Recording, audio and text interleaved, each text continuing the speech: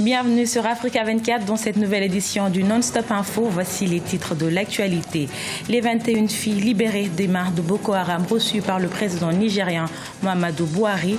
Le chef de l'État a renouvelé son engagement pour la libération des jeunes filles toujours en captivité. 9e réunion des pays voisins de la Libye ce 19 octobre à Niamey au Niger. Au menu des discussions, l'impact de la dégradation de la situation sécuritaire en Libye sur la région. Et puis au Mali, un recrutement annulé dans la fonction publique crée la polémique. La décision aurait été motivée par la non-conformité aux procédures et le manque de transparence dans le processus. Elles sont désormais libres auprès de leur famille. Ce 13 octobre, les 21 filles libérées par Boko Haram ont été reçues par le président nigérian Muhammadu Buhari qui s'est à nouveau engagé à obtenir la libération des autres filles de Chibok, toujours en captivité. Deo Gracias Podo. Le président Muhammadu Buhari a rencontré les 21 lycéennes de Chibok récemment libérées par le groupe islamiste Boko Haram après plus de 2 ans et demi de captivité. Les désormais ex-otages faisaient partie d'un groupe de plus de 276 lycéennes enlevées par des combattants de Boko Haram en avril 2014 dans la ville de Chibok, au nord-est du pays. Leur situation et surtout la promesse de leur libération a été l'un des points forts de la campagne du chef de l'État nigérian élu en mai 2015. Il a renouvelé son engagement aux familles des jeunes filles. Nous allons redoubler d'efforts pour tenir notre promesse et faire en sorte que le reste des filles puissent rentrer. Nos chères filles ont vécu le pire et il est maintenant temps pour elles de goûter à ce que ce monde peut offrir de meilleur.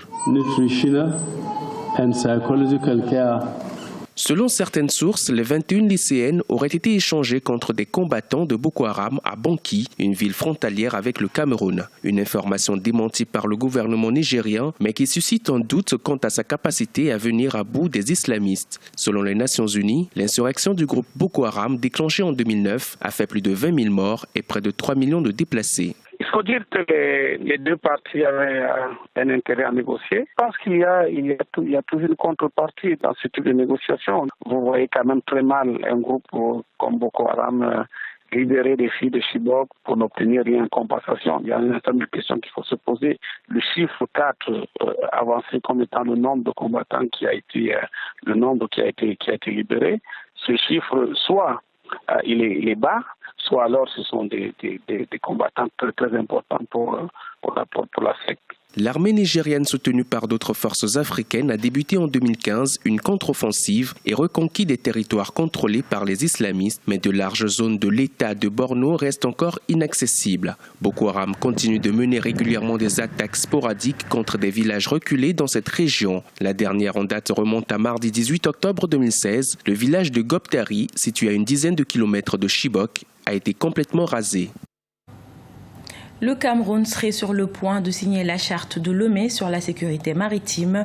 Réunie lors du sommet de l'Union africaine le 15 octobre 2016 au Togo, le Cameroun ne faisait pas partie des pays signataires. En pointe dans la lutte contre la criminalité maritime, le pays va bien signer le texte prochainement, selon Simon Mbida, représentant camerounais auprès de l'Union africaine à Addis Abeba en Éthiopie. La 9e réunion des pays voisins de la Libye s'est tenue ce 19 octobre à Niamey, au Niger. Les ministres des Affaires étrangères de l'Algérie, de l'Égypte, du Soudan, de la Tunisie et du Tchad et leurs homologues nigériens et libyens se sont penchés sur l'impact de la dégradation de la situation sécuritaire en Libye sur la région. Mélina Bokassa.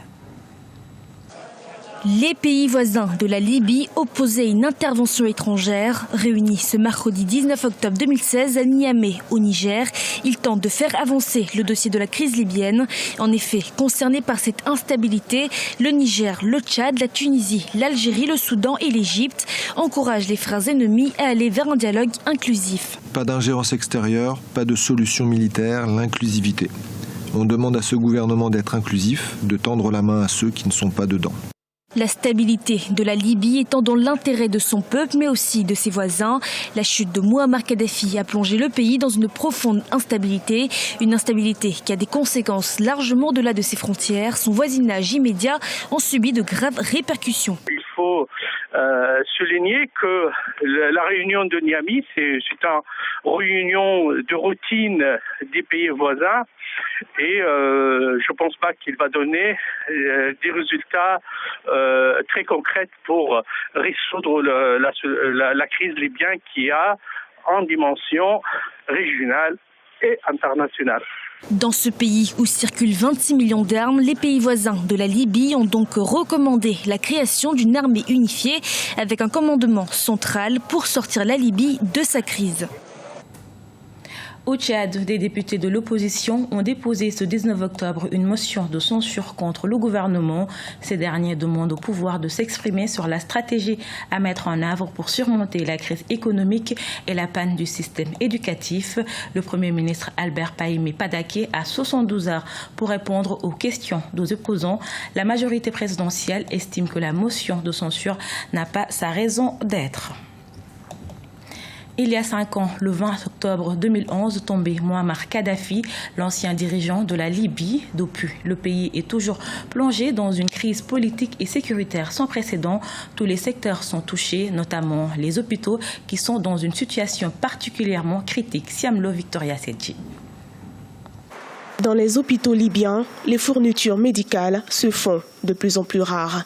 Les tensions sociopolitiques ainsi que la crise économique qui s'en est suivie ont plongé le pays dans une pénurie de médicaments. Abou Salim est le seul hôpital d'urgence chargé des soins de traumatologie de la capitale Tripoli.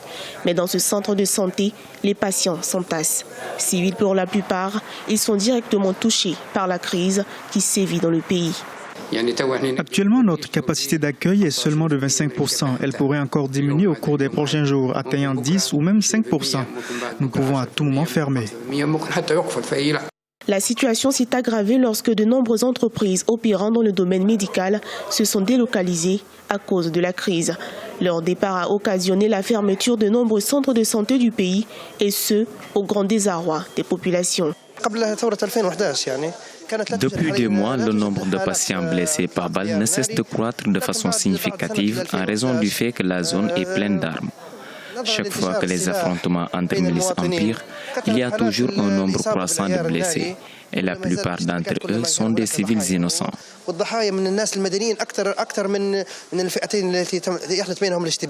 ne rien arranger, le gouvernement libyen maintient depuis 2014 la réduction des budgets médicaux. La fracture politique a entraîné l'arrêt provisoire de la production de pétrole et une pénurie de devises. Au Mali, le recrutement de 500 fonctionnaires contractuels pour le compte du ministère de l'économie et des finances vient d'être annulé. Une décision qui fait polémique dans le pays. Raison invoquée pour cette annulation, la non-conformité aux procédures et le manque de transparence dans le processus. Corinne Comdem. Scandale dans la fonction publique malienne. Une décision de recrutement de 501 personnes signée le 9 septembre par Mme Diarra Rakitala, ministre en charge de la fonction publique, a été annulée par Boubou Cissé, le ministre de l'économie et des finances. Motif, non-conformité aux procédures et manque de transparence dans le processus de recrutement. Le ministère de la fonction publique qui, conformément au texte et à la réglementation en vigueur, qui a la charge justement de lancer la procédure et de s'occuper de tout ce qui est processus de recrutement. Et que c'est justement dans ce processus de recrutement qu'il y a eu 200 personnes de plus. Donc nous sommes passés de 301 personnes à 501 personnes dans le cadre du recrutement. On a voulu insérer dans cette liste de nouvelles pages avec des noms supplémentaires qui ne sont bien entendu pas pris en compte par le budget national. D'où le début du scandale. Le ministre de l'économie et des finances qui a limogé son DRH et son adjoint, se dit être surpris par de telles informations. Parce que lui, de mémoire, il affirme n'avoir jamais signé un document de 501 personnes. Et que le budget national prévoit le recrutement de 300 personnes. Une situation qui remet une fois de plus en cause l'intégrité des autorités administratives du pays. Ce n'est pas un phénomène nouveau, ce genre de délit.